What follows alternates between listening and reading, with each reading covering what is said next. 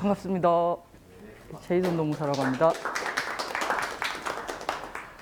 네, 여기서는 기초노동법과 실무 적용이라고 되어 있네요. 강의 제안을 받고 이제 제목을 알려달라고 하시더라고요. 그래서 이제 보통 기초노동법이라는 말을 많이 써요. 그래서 또 했는데 조금 부족하다고 뭔가 붙여달라고 하시더라고요. 그래서 창업기업을 위한 기초노동법과 실무 적용이라고 거창하게 붙여서 아마 교환에는 나갔을 것 같습니다. 예, 기초노동법에 대한 내용이랑 뒤에 실무 적용이라는 게 특별한 건 아니시고요. 기초 내용들 아시면 그 내용들을 어떻게 적용하느냐 간단한 내용들인데 이렇게 실무 적용까지 써놓으니까 좀 거창해 보이기는 합니다. 그리고 이게 여기 대부분 창업기업들이신가요? 네, 그러시죠. 얼마 안 되셨고 뭔가 아이디어를 가지고 하시는 기업들이시죠. 그래서 보통 아이디어 가지고 이렇게 처음 창업하시고 하시면 영업 잘 되고 일단 막 이렇게 뭐가 잘 돼야 되고 바깥으로 뭔가 많이 매출을 올리고 이런 거에 신경 많이 쓰셔야 되는데 사실 이런 세무나 노무라는 게 저희가 표현할 때 보면 안살림 하는 거라고 표현하거든요. 이게 안살림 하면 이게 잘하면 티가 안 나는데 못하면 티가 바로바로 나는 게 이게 노무나 세무 부분인 것 같아요.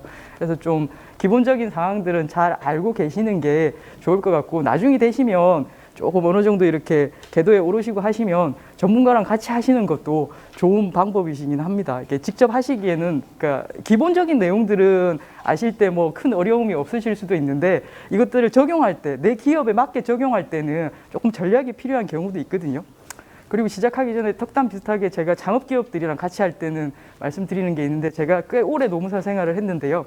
가끔 보면 이렇게 작은 기업들에서 연락이 올 때가 있어요. 그래서 가서 이렇게 같이 하다 보면 처음 가면 뭔가 이상해요. 내가 모르는 뭔가 사업을 해요. 그러니까 제조업도 아니고 이게 무슨 내가 평소에 보던 어떤 서비스업도 아니고 이상한 얘기를 해요. 근데 잘 모르겠어. 근데 이제 너무 세팅은 해드리고 시간이 지나요. 뭐 되게 짝깐한 데서 이렇게 대표님도 이렇게 다른 분들하고 같이 앉아가지고 이렇게 얘기하고 그러셨는데 어느 날 노무사님 저희 이사했어요 이러면서 오라고 해요. 그럼 가면 뭐 되게 큰 데로 옮겼어요 갑자기. 만약에 제가 서울에서 주로 활동을 했었는데 사당 꼴짝이 여기에서 뭐 한 3층 4층 계단으로 올라가는 사무실에서 하고 계시더니 한 2년이 지났는데 갑자기 논현동 정사거리 지하철 몇 번 출구에서 딱 나오고 있는 건물을 넓은 층을 한 층을 다 쓰고 이게 무슨 일이지? 이게 가요. 그럼 가면 저희 인사 담당자입니다. 이렇게 소개를 시켜줘요. 한 1, 2년 사이에 어떻게 이렇게 크지? 한 2년 또 지났어요. 선생님 저희 이사했어요. 이렇게 갔더니 여기 강남역에 삼성 뒤에 있는 엄청나게 더 큰 건물 2층을 이렇게 쓰고 사업을 하시더라고요. 이게 창업기업이라는 게 제가 그때 이렇게 성장도 할 수 있구나. 제가 그런 기업을 한 3, 4기업 정도 봤는데 제가 이 말씀을 왜 드리냐면 저랑 이렇게 작업을 하시는 분들 중에 이렇게 창업기업들이 잘 된 기업들이 많아요.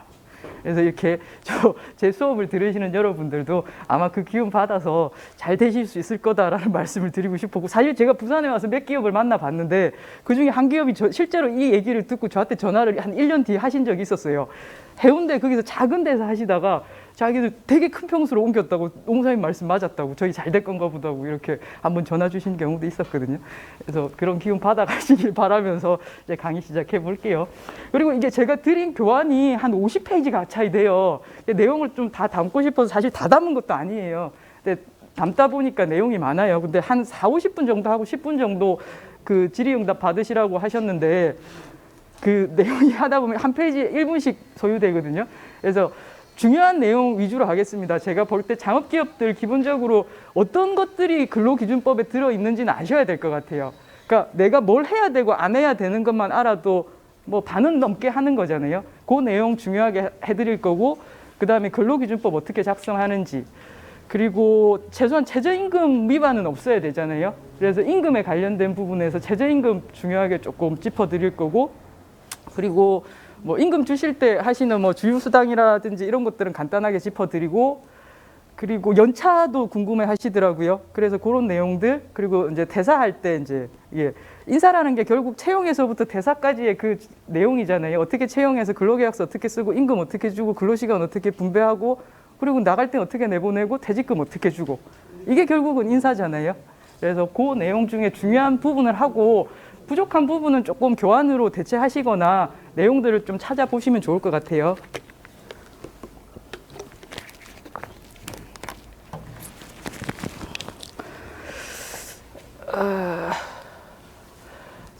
저는 공인노무사 최희선이라고 하고요. 예, 거창했던 그 제목입니다. 네. 그리고 제가 이제 뭐 목차로는 보시면 그래서 아까 말씀드렸듯이 근로기준법에는 어떤 내용들이 있는지 사장님들이 뭘 지켜야 되는지 그런 내용 기본적으로 말씀드리고 근로계약서에 무엇이 들어가야 되는지 언제 작성되어야 되는지 그리고 지역규칙은 10인 이상 사업장이라서 관련이 있는 분들도 있겠지만 이제 커지실 거잖아요. 작은 기업들도. 그러면 이제 인원에 따라서 달라지는 게 저게 첫 번째가 지역규칙이에요. 그래서 지역규칙 내용도 좀 알고 계시면 좋을 것 같아서 담았고요. 임금에는 뭐 최저임금, 평균임금, 통상임금 이런 개념들이 있거든요. 그 내용들에 대해서 조금 이제 필요한 부분만 조금 하겠습니다. 그러니까 넘어가야 되는 부분들을 좀 넘어가면서 하겠고요. 그리고 그 다음 내용이 이제 뭐 유급, 휴일, 휴가 주시는 것도 조금 고민 많으시잖아요. 그리고 또 간공서 공휴일 요즘에 이제 내년부터 유급화되면서 거기에 대한 관심도 있으실 것 같아서 간단하게 짚어드릴 거고, 그리고 근로관계 종료 어떻게 해야 되는지, 이게 해고인지 막 나가가지고 뭐 해고 당했다고 그 고발한다고 그러고 내가 노동청 간다 그러고 막 그러는 경우들이 있으니까요. 어떻게 하시면 되는지 이런 내용들 좀 짚어드리고, 퇴직금 어떻게 드려야 되는지 간단하게 넘어가는 건 간단하게 넘어가고요. 뭐 좀 짚어야 되는 건 짚고 그렇게 하겠습니다. 제가 항상 뭐 강의할 때 첫 번째 이렇게 이거를 보여드려요. 근데 이게 결국은 이거 아시면 뭐 해야 되는지 안 해야 되는지 거의 나와 있거든요. 그래서 요거 아시면 반 아신다고 제가 말씀드리는 거예요. 이렇게 보면 이제 그러니까 노동법이라고 해서 근로기준법만 있는 게 아니라요. 참 많은 법들이 있어요. 그 중에서 우리가 알아야 되는 법들이 요 정도 제가 넣어둔 법들 정도인데요.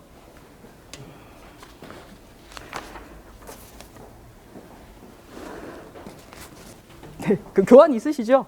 네. 그 교환에 보시면 제가 나와 있는 게 항목이 있고 옆에 보면 상시 근로자 수라는 게 있잖아요. 상시 근로자 수라는 말을 들어보신 적 있으세요? 아무도 안 들어보셨어요? 뭐 하실 때 상시 근로자 수 이런 말씀 들어보시지 않으셨어요? 우리 직원이 얼마냐 이건 거에 간단하게 얘기하면 몇 명이냐에 따라서 근로기준법은 몇 명이냐에 따라서 적용되는 게 조금씩 달라지는 경우들이 있어요. 1인 기업인지 5인 기업인지 10인 기업인지 30인 기업인지 100인 기업인지 300인 기업인지 이런 거에 따라서 조금씩 달라지거든요. 근데 특별히 이제 요 내용들을 조금 알고 계셔야 뭘 하실 때 나는 해야 되는지 또 안 줘야 되는 건 좀 그러니까 전략할 수 있는 거는 전략할 수도 있잖아요. 그런 내용 때문에 조금 담아둔 거고요. 그래서 요 내용 정도 아시면 내가 이제 뭐 기업하면서 뭐 어느 정도 많이 커지기 전에는 요 정도면은 된다라고 해서 담아두는 내용들이에요. 그래서 첫 번째 보시면 여기 상시 근로자 수에는 해놓고 여기 해당되는 데는 동그라미 아닌 거는 빼놓고요. 이 세모는 내가 이따가 제가 설명드릴 거고요. 그래서 첫 번째는 4대 보험은 당연히 들어야 된다는 건 알고 계시죠? 1인 기업 무조건 한 사람을 써도 가입은 하셔야 돼요. 4대 보험은. 네, 그래서 당연히 1인 기업도 4대 보험을 들어야 된다는 거 알고 계시면 되고요. 가끔 이제 근로자 명부는 제가 써두긴 하는데 반드시 근로자 명부를 갖춰야 된다라고 돼 있기는 해요. 근데 근로자 명부라는 게 별건 아니고요. 이 사람 이름이랑 근로조건이 어떻게 되고 언제 입사했고 뭐 이런 내용을 쓰는 거거든요. 그런 거는 이제 만약에 급여 대장을 나중에 말씀드리겠지만 임금 대장에도 그 내용들이 많이 들어 있어요. 그래서 임금 대장으로 뭐 이렇게 그 안에 내용을 다 들어가 있으면 커버가 되는 경우도 있으니까요. 근데 가능하시면 한 장 한 장 잘 남겨두시는 게 좋으세요. 근로자 명부도 1인 이상 기업은 전부 다 갖춰두셔야 된다. 그 다음에 밑에 보시면 임금 대장, 임금 명세서. 임금 대장도 매달 임금 나가시면 임금 대장을 항상 갖춰두셔야 돼요.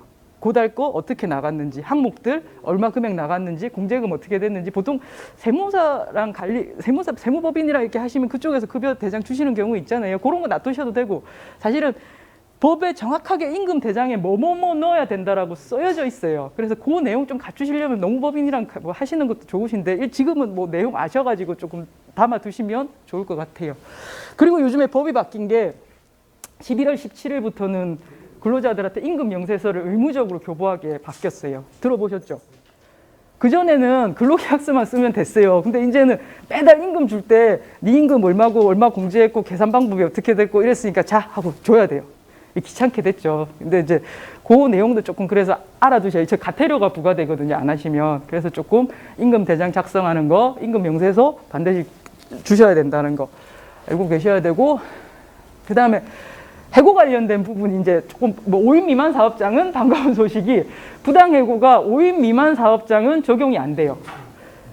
그러니까 어떻게 보면 5인 미만 사업장은 해고를 조금 자유롭게 할 수 있다. 이런 표현이 맞을지 모르겠는데 어쨌든 5인 미만 사업장은 안 맞다. 영세한 사업장들 같은 경우에는 안 하실, 그러니까 조금 보호하는 측면에서 5인 이상 미만 사업장은 부당해고 구제 신청이 안 돼요. 물론 막 해고를 하라는 얘기는 아니에요. 좀 심하게 얘기하면 그 사람이 열받으면 해고 무효 확인 소송 법원으로 가버리면 가능은 한 얘기긴 하거든요.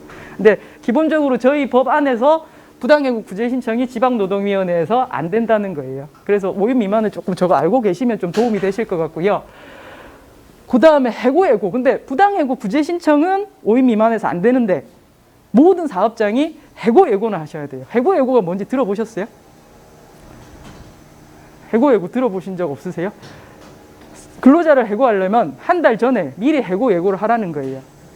해고예고를 안 하면 대신에 한 달치 임금을 주라는 거예요. 정확하게는 통상임금의 30일분을 주라고 하는데 해보면 한 달 열흘치 정도 돼요. 한 달 한 일주일치? 요 정도 되거든요.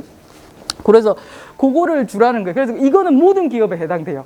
근데 다만 3개월 미만인 경우는 안 해도 돼요. 그렇다면 5인 미만 사업장에서는 근로자를 채용했는데 얘가 나랑 맞는지 안 맞는지를 보시고 3개월 안에는 좀 해고가 자유롭게 가능하다. 돈이 들지 않는 안에서 한 일주일이나 하루 이틀 상간에 해고가 가능하다. 근데 반대로 얘기하면 3개월이 지난 근로자를 해고할 때는 반드시 해고 예고를 하셔야 돼요. 한 달 전에 예고를 하든 한 달치 임금을 주시든 하셔야 되고 부당해고 구제 신청에 가능도 하니까 해고를 할 때는 적법한 절차를 갖춰서 해고를 하셔야 된다. 이걸 기억해 두시면 됩니다.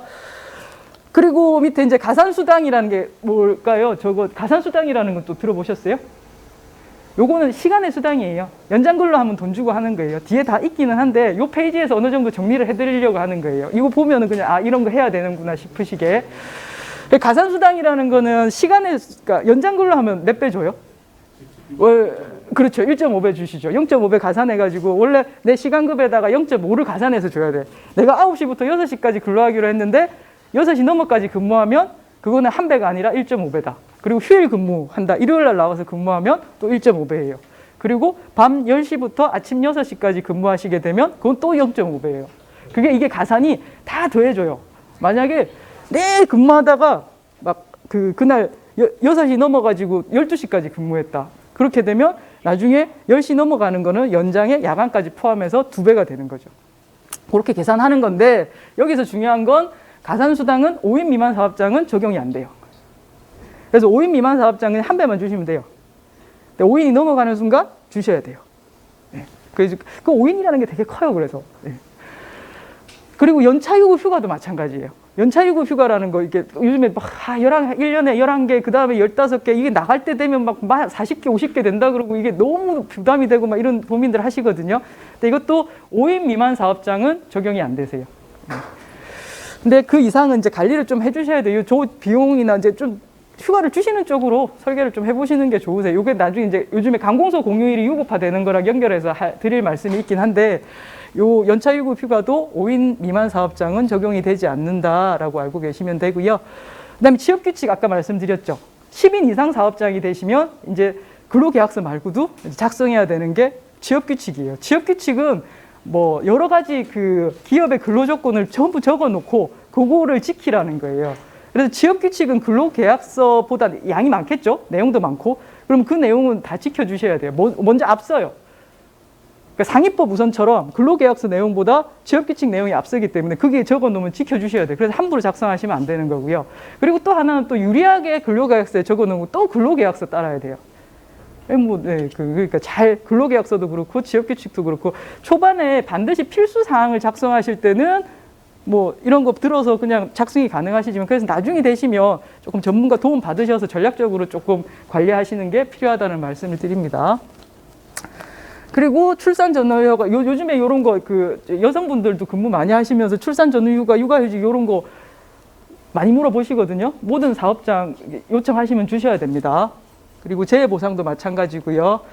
그 다음에 요 내용들이 이제 근로기준법에서 꼭 알으셨어야 되는 내용이에요. 저 정도 하시면 이제 뭐 기업 운영하시는데 크게 위법은 없으실 거예요. 저 정도 내용 아시면. 근데 그 밑에 이제 내려오시면 이제 그 최저임금 위반인지 아닌지 이제 고민하시는 경우들이 있으시잖아요. 최저임금은 모든 사업장이세요. 10원이 위반이 돼도 위반이에요. 그렇기 때문에 그 이상 주시도록 나중에 이제 그거는 계산하는 법 제가 뒷페이지에서 알려드릴 거예요. 그때 보시면 되고요. 그리고 퇴직금 당연히 예전에는 이게 그 5인 미만 사업장에 안 주던 시절이 있었어요. 이게 아주 예전에 한 2010년 이전에 그런 시절이 있었지만 지금은 모든 사업장이 들어가시니까 퇴직금도 인건비 미리 계산하실 때 제가 말씀드리는 게 이 사람 월급이 있으면 이 사람을 1년 쓴다라고 생각하시면 12개 생각하시면 안 되고 14개 생각하셔야 돼요. 퇴직금 한 달치 있죠. 연차휴가수당 있죠. 뭐 이런 것 저런 것 그리고 4대 보험 들어가죠. 그러면 14 곱하시면 대충 맞아요. 그렇게 계산을 한번 해보시면 됩니다.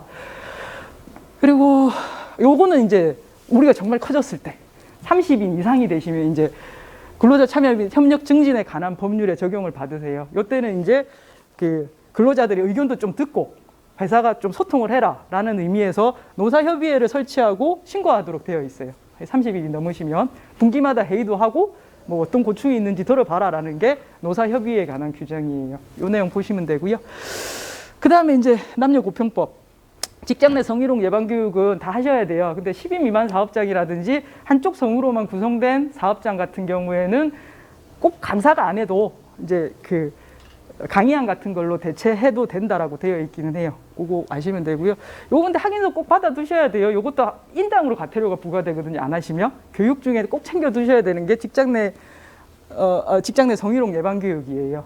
그래서 요거 하시고 육아휴직 아까 말씀드렸고 장애인 고용 이거는 조금 거리가 멀죠. 예, 요거 고용 의무는 이제 50인 이상부터고요. 100인 이상부터시고 인식 개선 교육도 50인 이상은 반드시 강사를 불러서 하셔야 되지만 50인 미만은 요 성희롱 예방 교육과 동일하게 이제 강의안을 비치해 두시면 그거를 한 걸로 본다라고 되어 있으시니까 요 밑에 부분은 조금 신경 안 쓰시더라도 여기 퇴직금부터 위쪽 부분은 조금 신경 써 주시면 좋겠다라고 말씀드릴게요.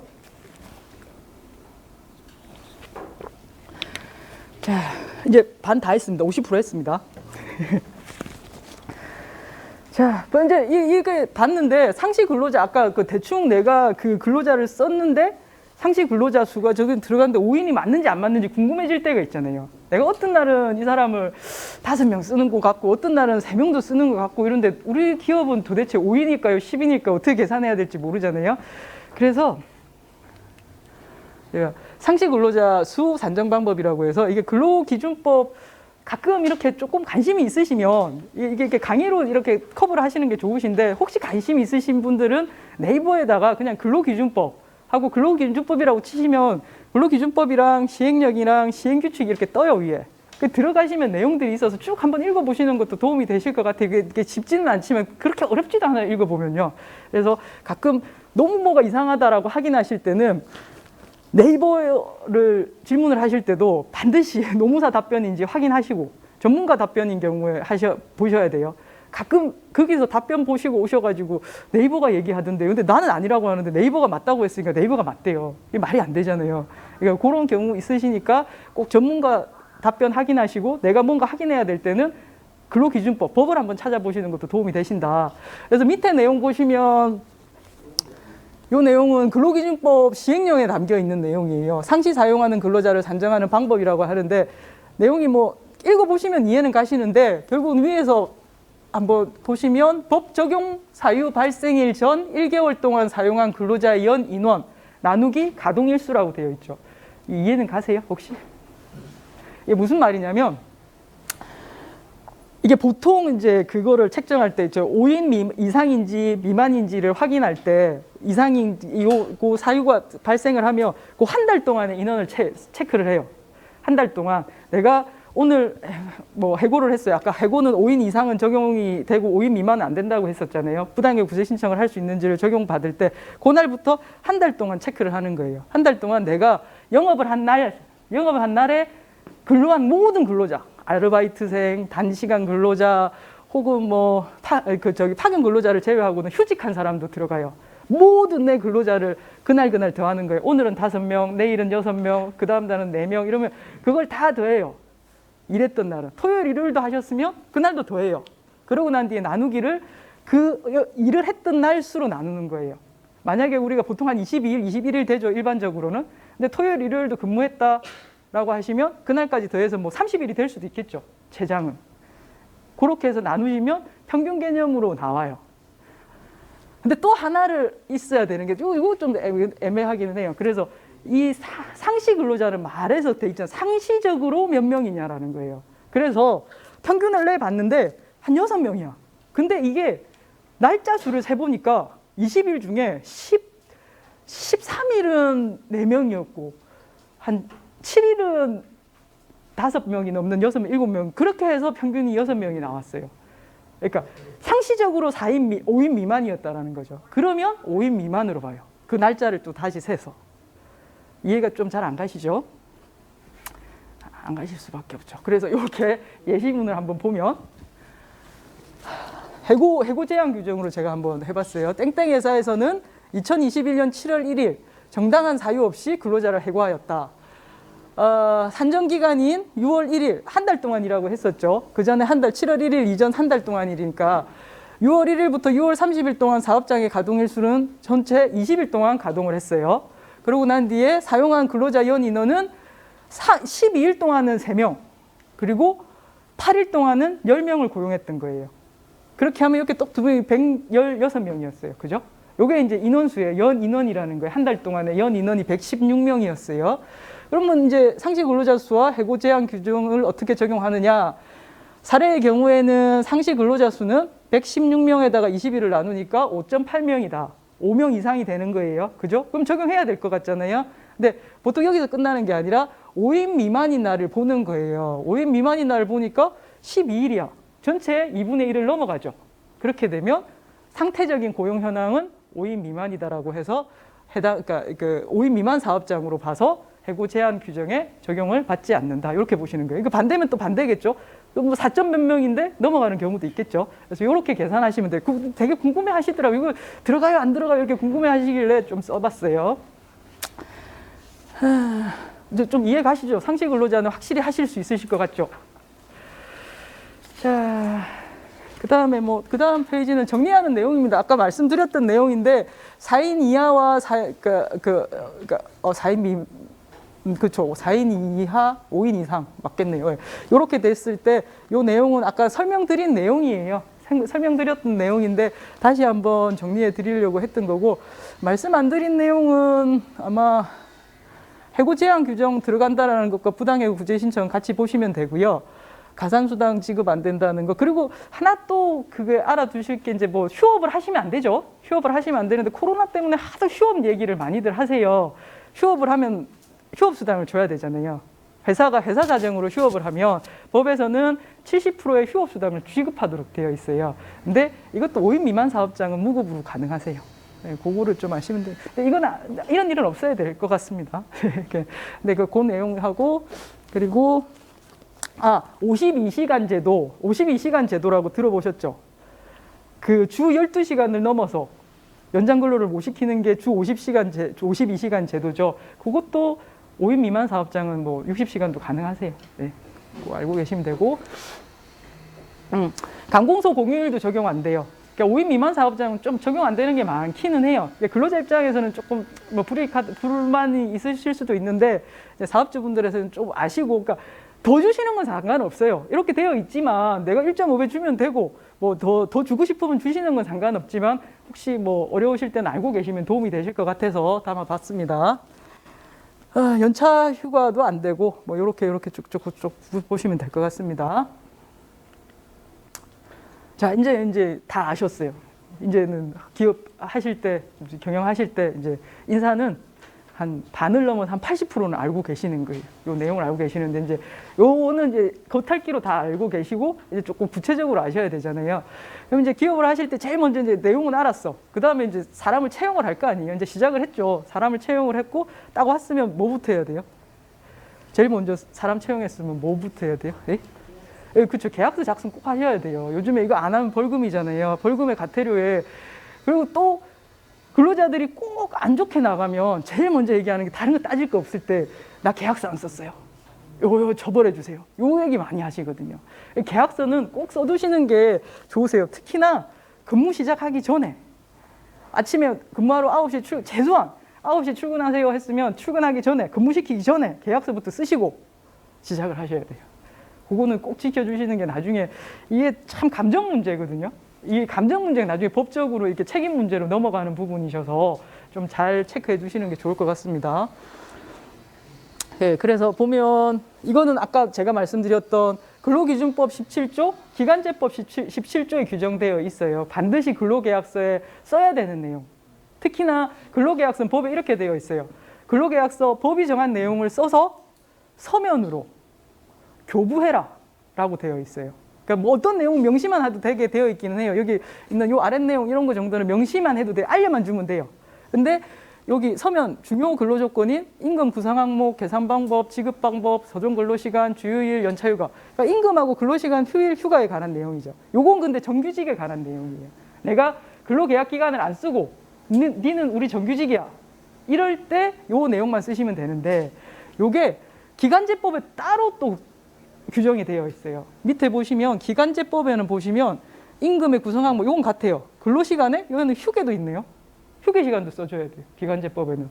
그리고 여기도 보면 휴가는 있는데 주휴일이었는데 여기 휴일이죠. 휴일이면 휴일이 적용되는 건 다 써주라는 얘기예요. 뭐 근로자의 날이나 이번에 강공서 공휴일 들어가면 다 써주라는 얘기거든요. 요거 써주라는 얘기고. 그 다음에 위에서는 지업장소와 종사 업무가 그냥 명시만 하면 되게 되어 있었잖아요. 근데 기간제법은 지업장소와 종사 업무가 필수 항목이에요. 그리고 근로계약기간. 단시간으로 쓰면 계약기간을 써줘야 되니까요. 이제 기간을 정했을 때는. 그리고 요 밑에 거 단시간 근로자는 요거 많이 봐요. 요거 그 단속도 많이 당하시고 보면 근로일 및 근로일별 근로시간은 단시간 근로자들은 뭐 들쭉날쭉하는 경우도 있잖아요. 같은 경우도 있지만 그래서 저거 안 써주시면 요것도 과태료가 부과돼요.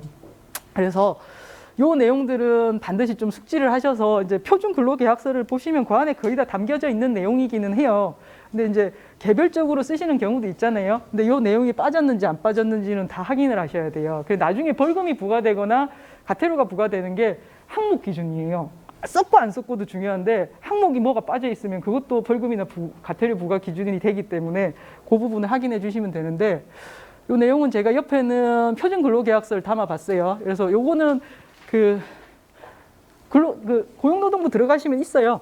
표준 근로계약서라고 해서 다 있으니까 뭐 하시면 되고 아니시면 뭐 가까운 지청 같은 데 가시면 종이로도 받아보실 수 있으니까 이거는 활용하시는데 초반에는 쓰시는데 나중에 되시면 요 내용 좀 더 넣기는 해야 돼요. 요것저것 넣어야 돼. 너무 단순해서 이 내용은 사실은 사업주분한테는 조금 단순하게 운영하실 땐 괜찮으신데 나중에는 이것저것 조금 넣어주시는 게 좋으셔서 표준 근로계약서 처음엔 쓰시더라도 나중에는 조금 설계를 받으시는 게 좋기는 하세요. 그래서 보면은 내용들 모두 다 있고요. 요게 이제 법 내용이세요. 여기 있어서 그 내용을 했고 나중에 이제 말씀드리겠지만 이게 서면 교부잖아요. 써서 서면을 교부를 해야 돼요. 근데 이번에 법이 하나 바뀐 것 중에 하나가 서면 교부에서 전자문서도 포함한다. 이 부분이 바뀌었거든요. 이 부분 조금 뒤에서 설명드릴게요. 그래서 이렇게 근로계약서 작성하실 때 주의점은 근로 시작 전에 반드시 해야 된다. 그리고 또 하나는 처음만 쓰면 안 돼요. 근로조건 변경되면 한 번 더 하셔야 돼요. 임금 1년에 한 번씩 바뀌시잖아요. 그때 하셔야 돼요. 제가 작년인가 사건 했을 때 저희 자문사에서 1월달 그 임금 연봉 변경했는데 그걸 안 쓴 거예요. 근데 1월달에 싸워서 나갔어.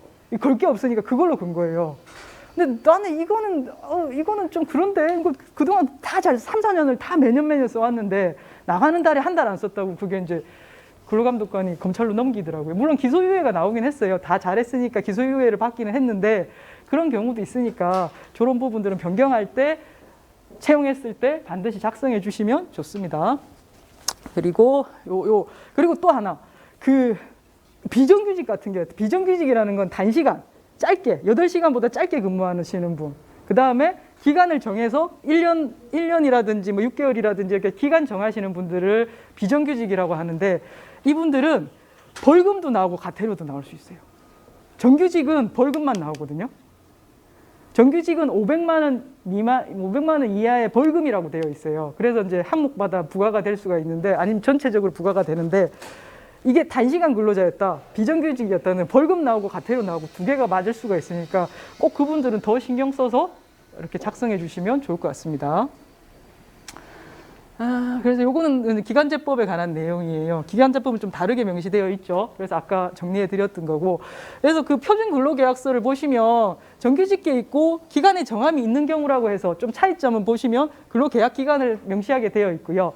그다음 밑에는 단시간 근로자 표준 근로계약서라고 되어 있죠. 그럼 보면 이렇게 좀 다른 게 근로일별 근로시간을 전부 다 이렇게 써주고 있어요. 뭐 동일하게 근무하시면 그것만 알 수 있게 써주시면 되는데 만약에 시간이 다 틀리시면 그 내용을 다 적어 주셔야 된다는 거예요. 자, 그 다음에 가태료. 아까 말씀드렸던 가태료. 이게 항목이에요, 항목. 이거 안 쓰면 항목별로. 만약에 이게, 그리고 또 정확하게 안 써주는 경우가 있어요. 예전 같은 경우에 휴게 시간 같은 거를 그냥 1시간 부여한다 이러면 정확하게 기재 안 한 걸로 봐요. 그래서 그 경우는 절반, 15만 원 정도 부과하는 경우가 있어요. 요거 확인하시면 되고. 사례예요. 그러니까 보통 뭐 하루 이틀 정도 안 쓰고 금방 쓰려고 했는데 얘가 하루만 근무하고 나가가지고 신고를 해요. 억울하다고 얘기해. 아니 난 쓰려고 했다고. 애가 근데 이제 일을 잘 못하니까 한 며칠 보려고 했지. 이렇게 주장을 하시는데 안 먹혀요. 그냥 들어가서 하루라도 근무했는데 안 쓰셨다. 그러시면 이제 법 위반이 되시니까 그런 부분들 반드시 챙기시면 좋겠습니다.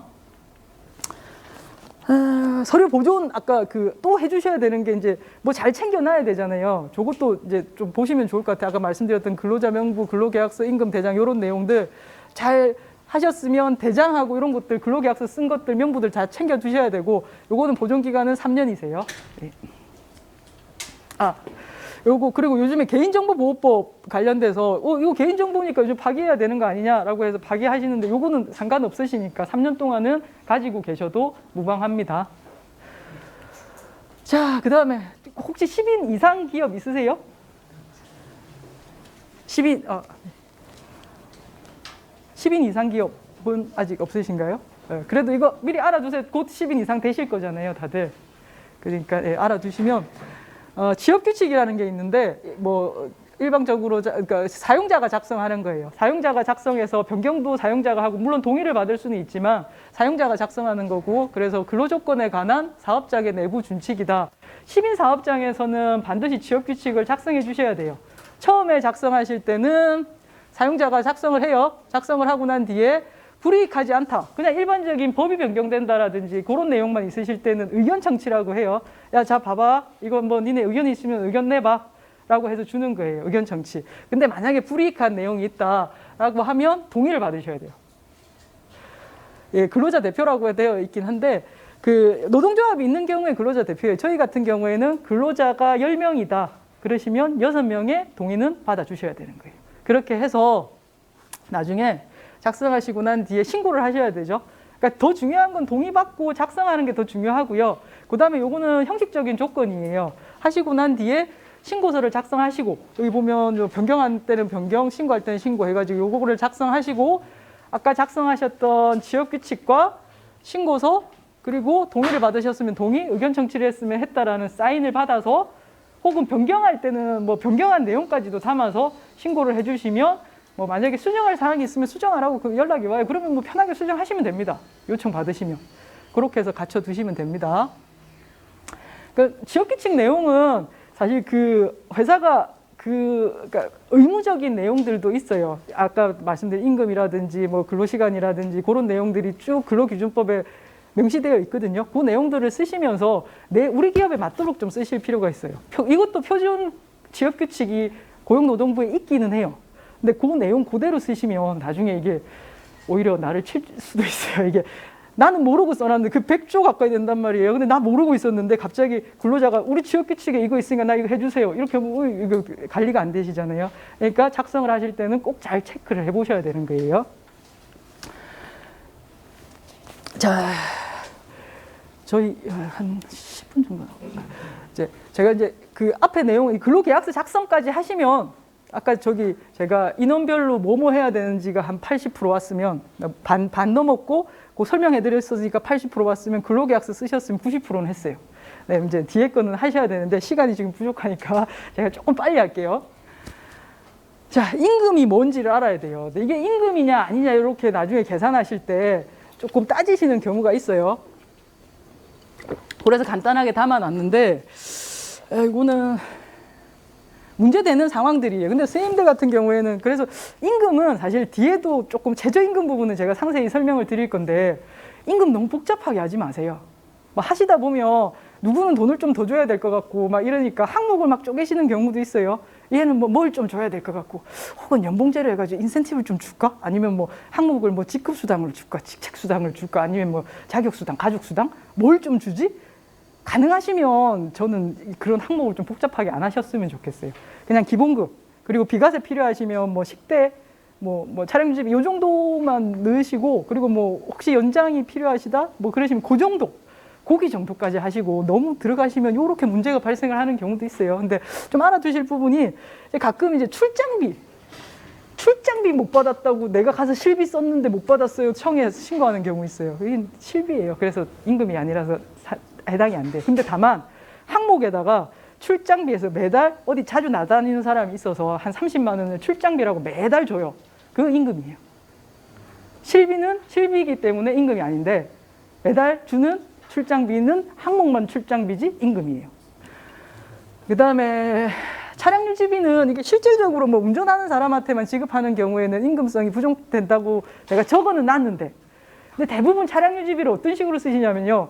내가 급여 300만 원 책정해 놓고 그냥 그중에 20만 원 떼가지고 차량 유지비, 비과세니까. 이런 경우는 임금이 맞으세요. 근데 실제로 그 운전하는 사람들을 그 해서 추가적으로 지급했고 비과세 그 항목을 들어가신다면 임금이 아니실 수가 있는데, 요거는 법적으로 이렇게 해서 적어두긴 했는데, 그러니까 대부분 사람들한테 교통비, 누구는 교통비 주고 누구는 차량 유지비 주고 이런 식으로 나눠 놓는 경우도 있거든요. 그거 다 임금이에요. 그렇게 보시면 됩니다. 그리고 그러니까 막 커지시면 일찍 숙직시키시는 경우 있는데, 그게 통상 근로와 유사하다. 내 평소 하던 근무하면서 일찍 숙직 이름 붙이시면 그건 임금이에요. 근데 실제로 그냥 좀 일찍 와서 가만히 있는 경우 있죠. 그냥 뭐 좀 지켜야 되고, 그런 경우에는 일찍비, 숙직비 주시면 돼요. 그건 임금 아니시니까. 그리고 식비, 식사, 식권도 실제로 뭐 그런 거 있죠. 그러니까 그냥 다들 현물로 제공하는데, 그러니까 현물로 제공하고 안 먹는 사람은 돈으로 줘. 그런 경우는 임금이에요. 근데 그냥 안 먹는 사람은 그냥 넘어가거나 뭐 이렇게 하신다라면 실제로 밥을 제공하는 거잖아요. 그런 경우에는 임금이 아니다. 그리고 이 인센티브도 많이 물어보시는데, 개인 실적을 얼마 하면 너한테 얼마 줄게 하는 거 있죠. 그거는 다 임금이세요. 임금이라고 보셔야 돼요. 근데 이제 왜 이런 거 있죠. 연말에 이제 뭔가 잘 됐어. 사장님이 뭘 좀 줘볼까? 이렇게 해서 얼마를 주셨어요. 그냥 줄 수도 있고 안 줄 수도 있고, 그런 거는 아직까지는 임금이 아니라고 보기는 해요. 근데 이제 이 인센티브는 하도 판례가 자꾸 변해요. 그래서 가능하시면 이제 뭐 기분 좋으실 때 이제 잘 되셔가지고 연말에 한번 주실 때도 매해 내가 이거 약속을 하시면 안 돼. 그냥 내가 이게 잘 됐으니까 그냥 좀 주자. 그때 조금 다르게 이렇게 주시는 건 임금성을 좀 벗어나실 수 있는데, 그렇지 않으시면 임금성이 있으실 수 있으니까 주의하시면 되고요. 이 정도 할게요. 이거 하시고, 임금이라는 거, 이 내용은 제가 한번 읽어보세요. 임금의 4대 원칙이라고 해서 이 정도는 지키셔야 돼요. 직접 줘야 돼요. 네? 엄마가 와가지고 주라고 해서 줬어? 안 돼요. 2번 주셔야 돼요. 절대 안 돼요. 그리고 전액불 다 줘야 돼요. 임금, 요거는 말씀드려야 돼요. 가끔 얘가 사고 쳤어. 우리 집에 이 중요한 기계를 얘가 와가지고 지가 실수를 해서 망쳐놨어. 다음 달 월급에 네 100만 깎 거야. 이거 안 돼요. 모든 상계는 얘가 잘못해도 인정이 안 돼요. 동의 안 받으면. 근데 다만 동의서 썼어요. 그래서 내가 잘못했으니 어디서 까주세요. 요거 돼 있다. 그러시면 까셔도 되는데, 그렇지 않으면 요거 까서 노동청 오면 다 주라 그래요. 그래서 절대 안 된다. 뭐 교육비 같은 거 이런 거 절대 까시면 안 돼요. 그다음에 통화로 주셔야 된다. 뭐 전기불 이렇게 읽어보시면 되고요. 그다음에 요 내용이 조금 이번에 신설됐던 11월 19일부터는 요 내용들이 세부적인 내용을 써라라고 해서, 요 내용은 근로기준법 시행규칙에 보시면 별지에 있는 내용이에요. 이 임금명세서 샘플처럼 이렇게 담아두어져 있어요. 그래서 한번 확인해 보시면 되는데, 가끔 보면 이제 11월 19일 시행이라서 아직 안 뜰 수는 있어요. 19일 지나시면 바로 뭐 확인은 가능하신데, 찾아보면 하실 수는 있어요. 시행일 이후에 법을 찾으시면 나오긴 하는데, 가끔 아니면 치시면 나와요. 요즘에 임금명세서 요 내용. 그래서 요 내용들을 다 담으라는 거예요. 성명, 생년월일, 특정할 수 있는 정보, 임금 지급일, 근로일수 있죠. 근로일수, 며칠 일했는지, 결근했으면 결근한 거, 이런 거, 총 근로시간, 연장시간 뭐 이런 거 있어야 계산할 거 아니에요.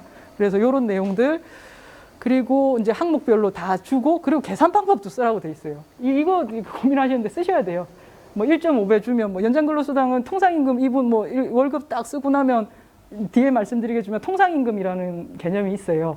통상임금을 가지고 시간의 수당을 구하거든요. 그래서 통상임금하고 그거 1.5배 이렇게 써주라는 거예요. 그래서 얼마 줬다 이런 것도 써주라는 거예요. 그러니까 이건 너무 구체적으로 돼 있긴 한데 어떤 식으로든 국민연금도 그렇고 이거 뭐 퍼센테이지 같은 거 써서 이거 다 써줘라 이렇게 바뀐 거예요.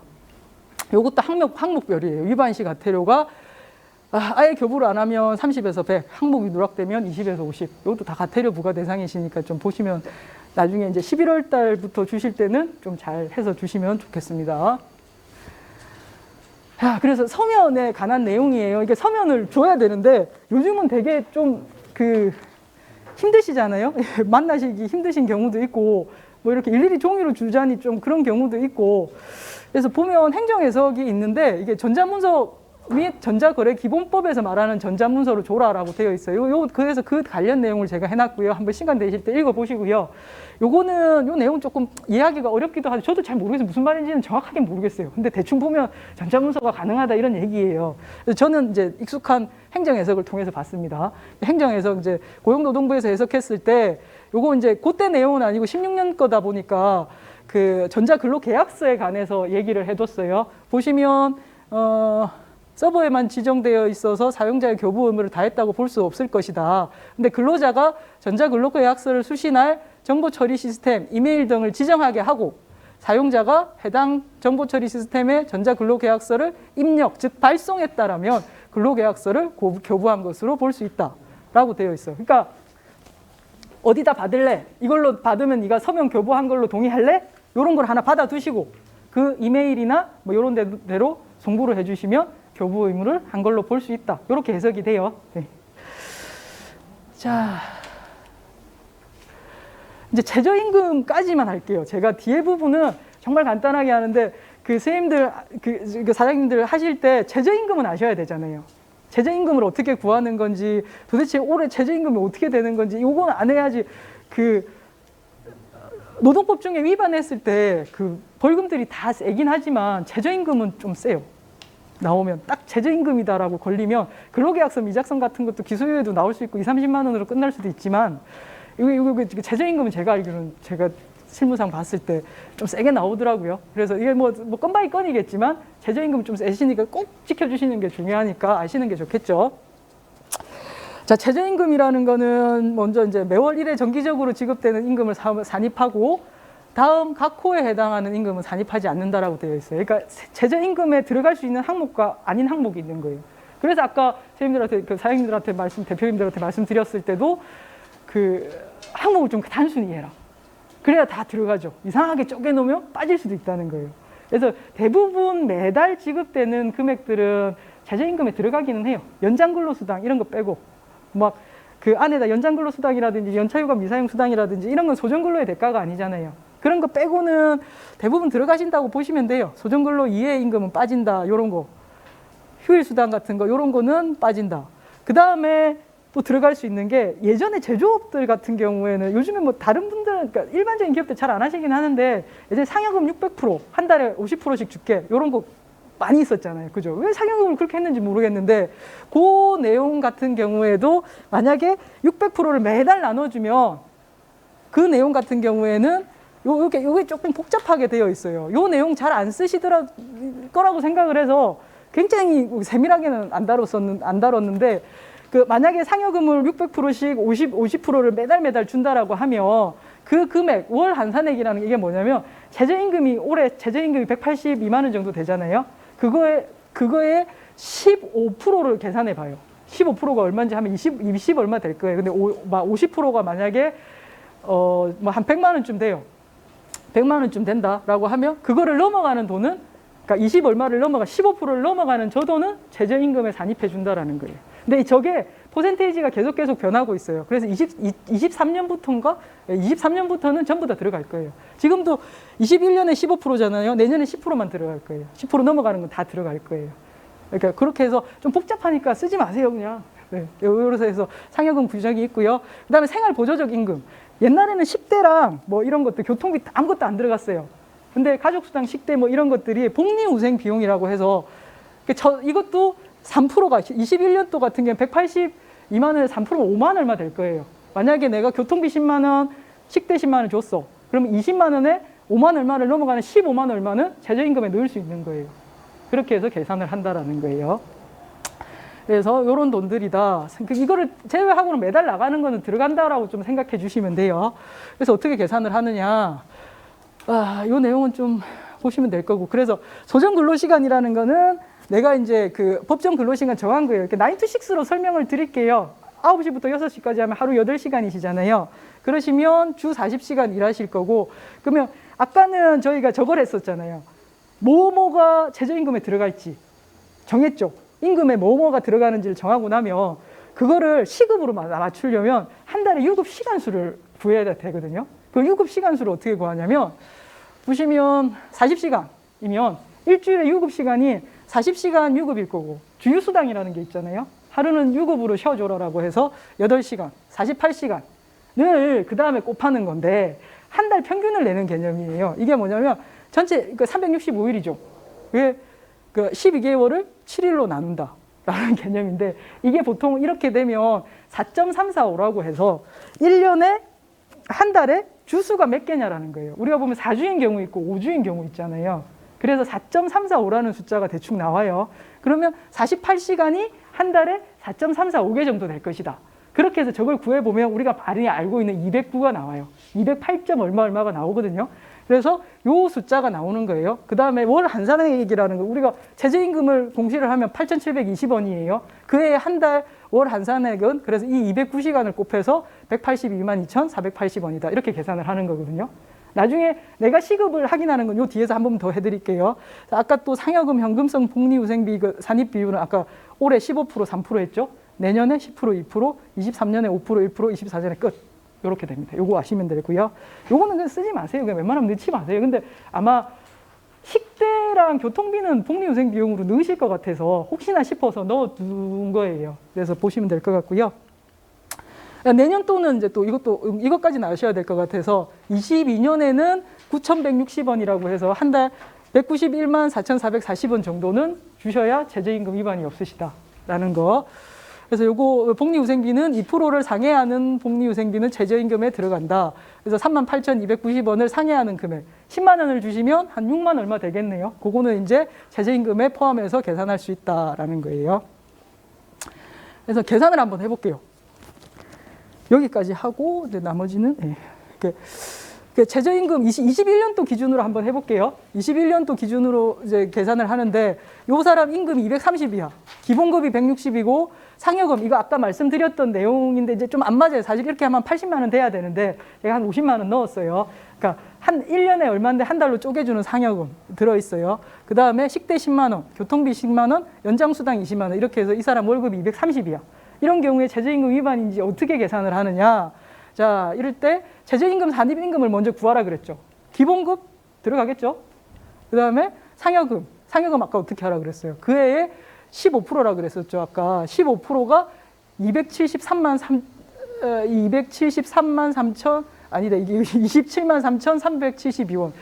이 세무사님이 이 숫자에 익숙하지 저는 이 숫자가 참 이렇게 빼주면 요 넘어가는 이 금액은 들어가고 그 다음에 식대 교통비는 아까 복리후생 비용이라고 했었죠. 그 20만 원은 올해 54,675원을 넘어서는 145만 325원은 들어간다. 그래서 근데 연장수당은 안 들어간다고 했었죠. 그래서 요 기본급, 요 돈 합하면 197만 1,953원이 되는 거예요.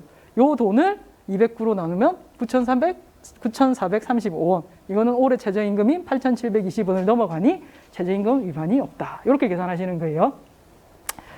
네. 제가 그 뒤에도 이제 평균임금 개념하고 이게 일을 하시면 알아두셔야 되는 게 평균임금 개념도 있어요. 통상임금 개념도 있고요. 평균임금이라는 건 퇴직금 계산하실 때 필요하세요. 마지막 3개월치 임금을 그 일수로 나눈 1급을 가지고 31분을 1년 퇴직금으로 주잖아요. 그때 하니까 한번 읽어보시면 되고요. 그다음에 통상임금이라는 개념도 있어요. 이게 이제 보면 연장근로수당, 뭐 연차휴가수당 줄 때 계산해야 되거든요. 그러니까 아까 시간수는 비슷하세요. 요 시간은 최저임금 기본 시간수 구하는 방식이나 통상임금 구하시는 방식이나 똑같아요. 여기 보면 209잖아요. 여기 보시면 209잖아요. 그래서 통상임금에, 근데 최저임금에 들어가는 임금하고 조금 다르기는 해요. 통상임금에 들어가는 임금은 정기성, 일류성, 고정성 뭐 이런 게 있어서 좀 따지는 게 조금 다르긴 해요. 그래서 복잡하게 두지 마시라는 거예요. 아까 같은 경우에는, 만약에 여기 같은 경우에는 지금 보면 기본급, 상여금, 식대, 교통비 다 들어갈 것 같아요. 그럼 요거를 다 더해가지고 209로 나누면 통상임금이 나오는 거예요. 그걸 가지고 가산수당을 줄 때 뭐 1.5배를 한다든지, 뭐 연차수당 같은 경우에는 하루가 8시간이니까 보면 저 시급 곱하기 8시간 곱하기 15개 이런 식으로 계산해서 주시는 거거든요. 그래서 통상임금 개념도 아셔야 되고요.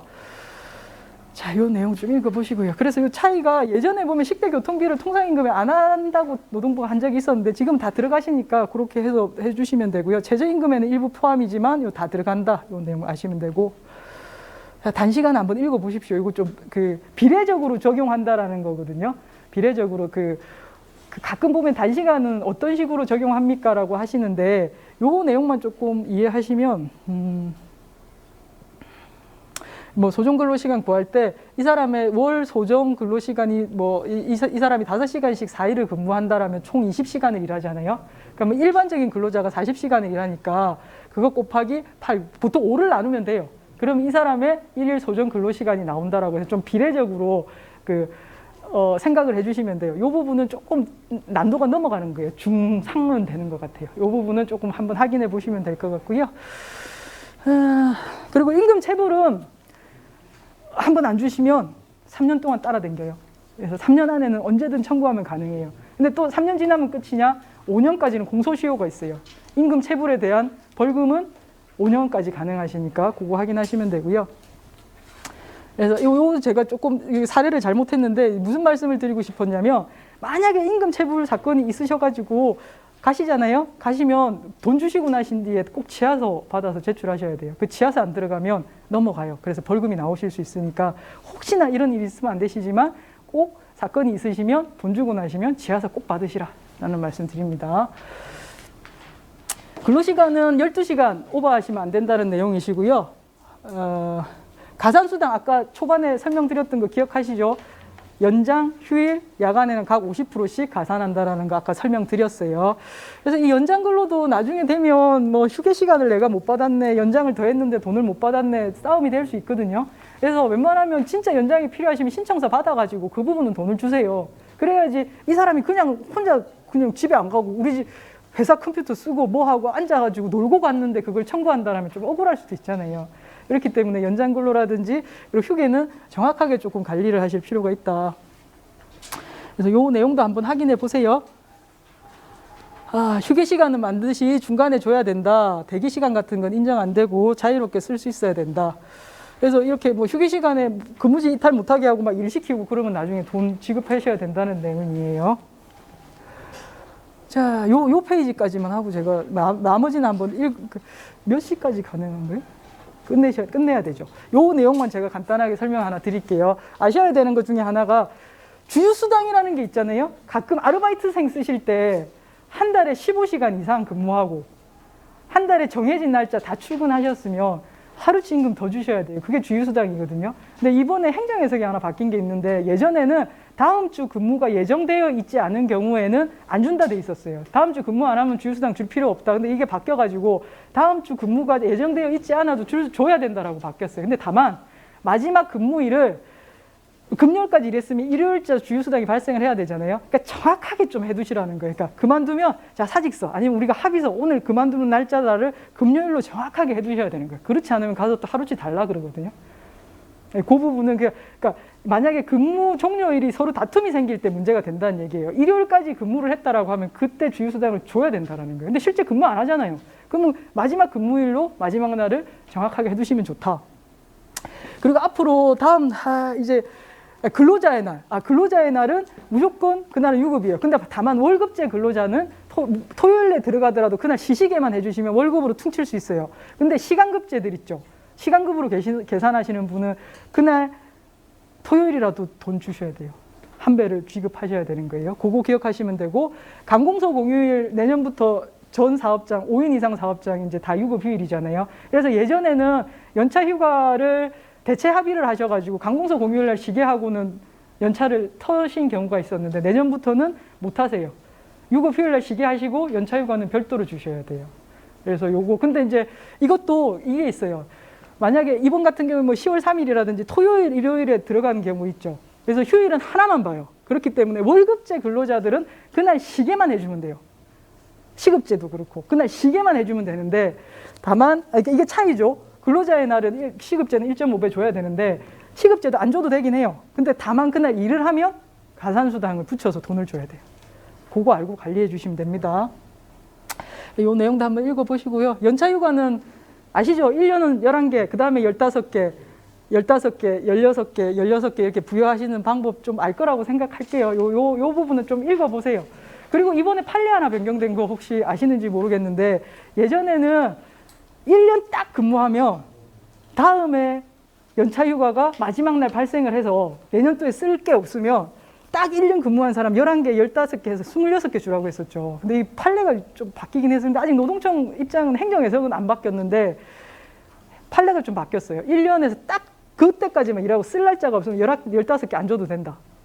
1년만 근무하고 나가면 11개만 주면 된다. 이게 판례가 변경이 되긴 했어요. 근데 아직 청입장은 변경이 된 건 아니라서 아마 앞으로 추이를 좀 보시고 혹시나 1년 단위로만 쓰시는 분들은 이게 되게 크거든요. 반달치 임금이라서 그거 조금 알고 계시면 좋겠습니다. 연차휴가 미사용 수당이랑 뭐 촉진하는 방식도 제가 일부러 이게 그 본문을 그대로 담아뒀어요. 촉진이라는 게 있잖아요. 연차가 남았을 때 언제 써라 하고 정해주면 그날 쓰고 나면 연차가 없어진다라는 제도예요. 그래서 이것도 한번 확인해 보시면 좋겠습니다. 해고에 관련된 건 해고와 공고사직을 조금 구분했으면 좋겠어요. 공고사직이라는 건 우리가 너무 안 맞아. 그만하자. 어떻게 했어? 괜찮겠어? 했는데 아유 그래요. 저도 못하겠네요. 그래서 그만뒀어요. 그러면 합의했던 거잖아요. 그럼 꼭 사직서를 받아주세요. 이런 경우는 해고가 아니에요. 그래서 모든 해고에 관한 규정이 적용이 안 돼요. 네. 권고사직이니까 실업급여는 돼요. 근데 해고는 아니에요. 근데 해고는 뭐냐? 일방적으로 너 나가. 아유, 그러니까 그럼 저 다니고 싶은데 안 돼. 내일부터 나오지 마. 근데 이건데 대부분 사람들이 이제 나가면 나는 권고사직 한 것 같아. 근데 근로자는 해고당했다고 해요. 그러니까 마지막에 권고사직을 하시면 꼭 사직서를 받아두셔야 해고에 대한 책임들을 좀 면할 수 있다. 앞전에 시작할 때 말씀드렸잖아요. 부당해고 구제 신청과 그리고 해고해고 수당 문제가 있을 수 있으니 해고는 하지 않으시는 게 좋고 하시려면 그 절차에 맞게 하셔야 된다. 그 해고에 대한 내용들이시니까요. 해고는 나중에 이제 인원이 커지시면 지역규칙에 그 내용이 남기시면 그 내용들을 하셔야 돼요. 네, 그 내용 알고 계시면 될 것 같습니다. 이거는 부당해고 구제 신청을 했을 때 얼마나 오래 걸리는지 제가 좀 설명드리려고 했어요. 이게 보통 그만두고 3개월 이내에 갈 수 있거든요. 그럼 2달 안에 신문회의가 열리고요. 거기에 한 달 있으면 판정문이 나오는데 불복하면 중노회를 또 가요. 그러면 거기서 또 2달이 걸려요. 그러면 이것만 해도 지금 6개월, 8개월이죠. 그러고 난 뒤에 판정문 나오는데 또 한 달이에요. 행정소송 가요. 그 다음에 또 뭐 1심, 2심, 3심 가요. 이거 어마어마한 거예요, 사실. 근데 뭐 보통 이 선에서 끝나죠. 지방노동위원회 선에서 끝나면 최대 5개월 임금까지 지급해야 될 수 있는 문제가 발생하세요. 그렇기 때문에 해고는 항상 주의해서 하세요. 아까 5인 미만 사업장은 아직 괜찮지만 5인 이상이실 때는 해고하실 때 좀 잘 신경 써주시면 좋겠습니다. 퇴직금은 주셔야 되고 요즘에 퇴직연금제도 쓰시죠. DC형은 12분의 1, DB형은 퇴직금과 같으세요. 그래서 가능하시면 DC형 넣어주시고 이렇게 부담 더시는 게 좀 좋으시긴 하세요. 그래서 퇴직금은 이렇게 주시면 되고 중간정산 함부로 해주시면 안 됩니다. 아니, 중간정산 함부로 해주시면 효력 인정 안 되시니까 조기에 해당되는 경우에만 해주셔라. 까지 하겠습니다. 여기서 이제 채용했고 이제 계약서 썼고 대사까지 말씀을 드렸습니다. 네, 되게 급하게 왔죠. 내용이 많아가지고요. 그래도 잘 들으셨는지 모르겠습니다. 어떻게 좀 남는 내용들이 좀 있으신가요? 네. 질문 있으시면 잠깐만 받을게요. 빨리, 네. 식대라, 유류비라 이렇게 법인카드로 지급을 해요. 법인카드로? 네, 그거는 이제 실비죠. 실비로 쓰는 거잖아요, 그냥. 이게 고정적으로 계속 나오지 않습니까? 얼마라고 딱 지정을 해주시는 거예요? 지정을 하진 않았습니다.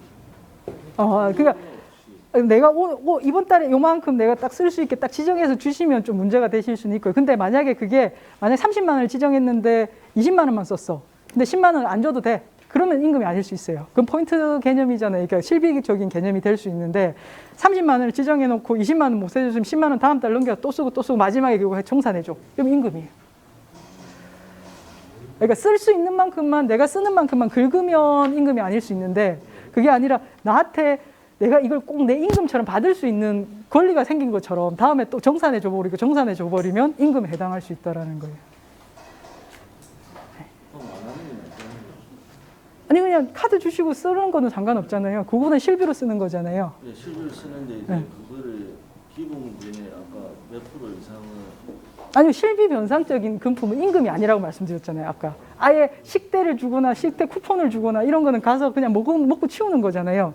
그런 개념으로 카드를 쓸 수 있게 해서 그걸로 끝이다라고 하면 그거는 실비를 대주는 거죠. 그거는 임금이 아니란 말이죠.